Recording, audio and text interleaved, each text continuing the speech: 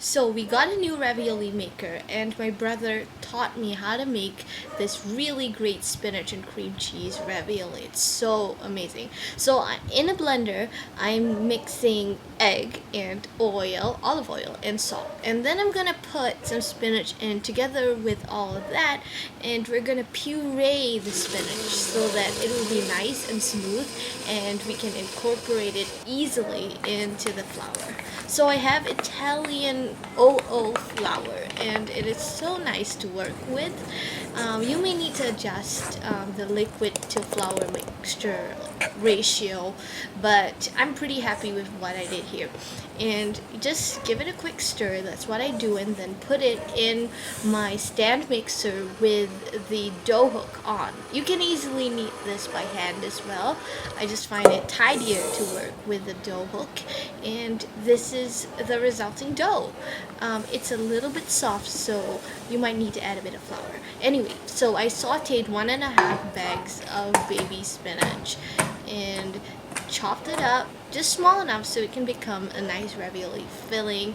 Mixed it with cream cheese, salt and pepper. That's all. It's so simple. And set that aside as the filling for the ravioli.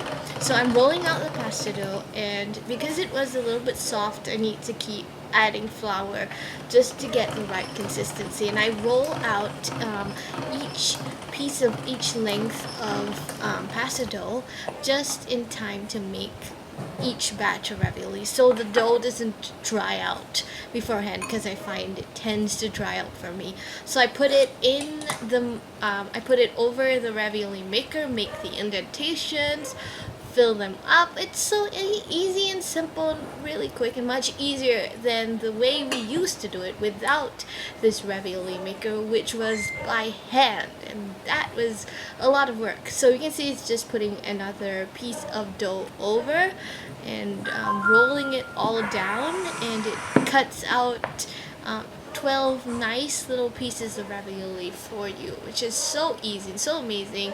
And the scraps of dough can go back and be rolled into the next batch. Just flip it over, pop it out, and separate all the ravioli pieces if necessary. But look at that, it's so easy, and I've got 12 pieces just from like one batch.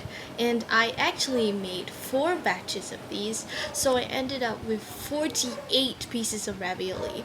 And I boiled it with a little bit of salt, then I drained it and served it with bolognese pasta sauce. And we have it with a little bit of minced beef, and it is so nice, so delicious. I love this recipe, so easy, so simple.